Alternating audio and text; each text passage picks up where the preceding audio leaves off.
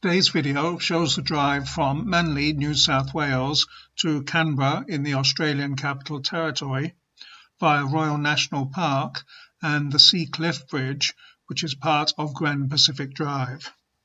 The first part of the journey involved driving south through the centre of Sydney, so I left early before rush hour build-up and stopped for breakfast near the airport.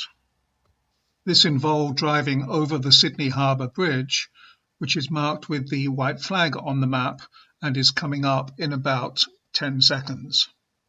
After breakfast, I went on to Royal National Park and took the short walk to Manguna Lookout, and the first blue marker indicates a photograph taken from there. I then continued south along part of the Grand Pacific Drive to the Sea Cliff Bridge, indicated by the second blue marker.